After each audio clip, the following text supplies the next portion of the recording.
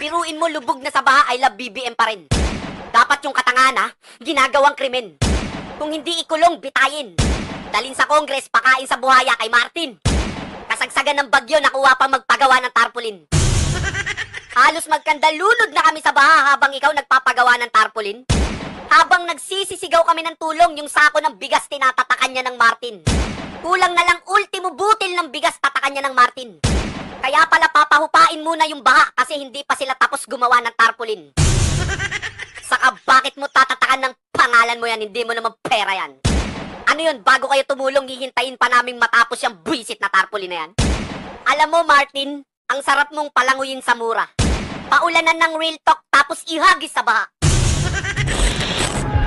Sa gitna ng matinding pagbaha sa Bicol Region, gustong malaman ng ilang senador kung saan napunta ang umano'y bilyon-bilyong pisong pondong inilaan para sa flood control projects.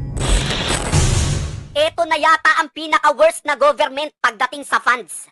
Maharlika funds, flood control funds, PhilHealth funds.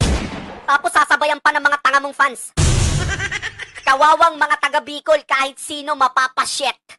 Habang yung representative nilang si Saldico nalulunod sa budget. 61 billion nilaan sa Bicol, sabi ni Villanueva, kaya nasa na yung project. Huwag ka nang tumanggi, mismong kalikasan na yung nag-fact check. In 2023, sa DPWH alone, 29.4 billion ang budget. This year, for Bicol Region 2024, ang budget for flood control ng DPWH ay 31.9 billion. So 2023 and 2024, meron kang 61.42 billion. Guys, wala na talaga yung Pilipinas, sirang-sira na. Binaboy na ng mga buhaya. Yung mga matitinong tao, galit na galit na. Yung mga bangag sa kriminal na lang yung mga natutuwa. Sino ba representative ng Bicol? Ako. Sino may hawak ng budget? Ako. Sino dapat sisihin? Ako. Buti alam mo. Naglaan kami na napakalaking halaga, umaabot ng halos 420 billion kung tutuusin. Aabot, siguro papatak ng 1.4 billion a day ang budget sa flood control. Saan napunta lahat yan? Yan ang masaklap. Hoy, plastic, ba't kami tinatanong mo? Ang tanungin mo, yung bobo mong kapatid sa yung pinsan mo. May saklap-saklap ka pang nalalaman, sila sisihin mo. Kung talagang nagmamalasakit ka sa mga Pilipino, yung kapatid mo sa kapinsan mo, kasuhan mo. Hindi yung daldal ka ng daldal dyan sa media, wala ka namang ginagawa. Kunwari galit sa kapatid saka sa pinsan, hindi naman pala. Pangunahan mo yung hearing tapos patawag mo yung presidente. Hindi yung pasasakayin mo na naman kami sa balat ng mani. Alam mo na palang may nawawala, wala ka pang ginagawa. Binoto ka ng taong bayan para mag-imbestiga, hindi puro dada. Hindi mo mahahanap ang sagot kung puro ka lang ngawa. Lubog na nga tayo sa utang, lubog pa sa baha.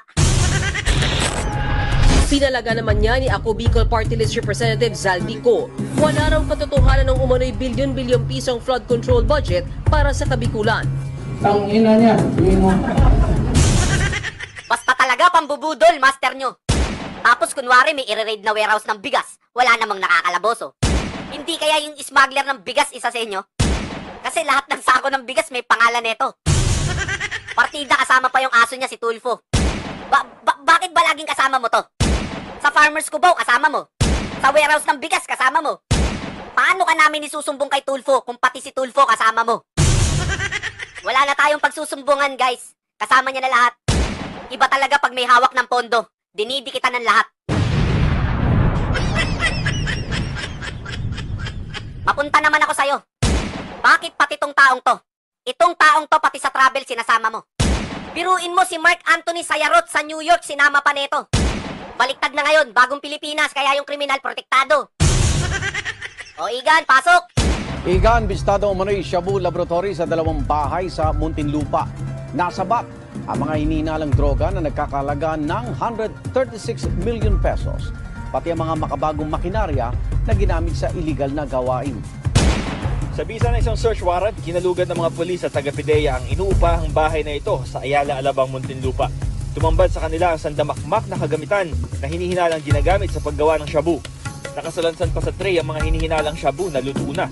Sa ilalim sa drug analysis at inventory ang tinatayang 20 kilo ng umano'y shabu na may street value na 136 million pesos. Arestado ang hinihinalang chemist na isang French national, si Cyther Aurelin. Nadakip din ang kasabwat niyang Pilipino na si Mark Sayarot. Grabe oh. Grabing super grabe oh.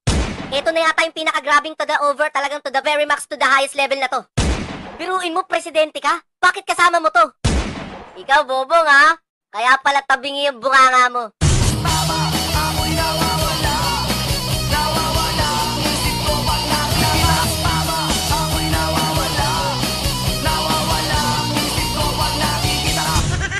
Tapos nag-travel sa New York? Ba't kasama niya yan? Ano bang kaso niyang putragis na yan? RA 9165 lang naman. Tungkol pala sa drugs yan. Pampaano ba yan? Pampabulol, saka pampaspeed. Pag nagsalita yan, yung Amerikano yung nagno-nosebleed.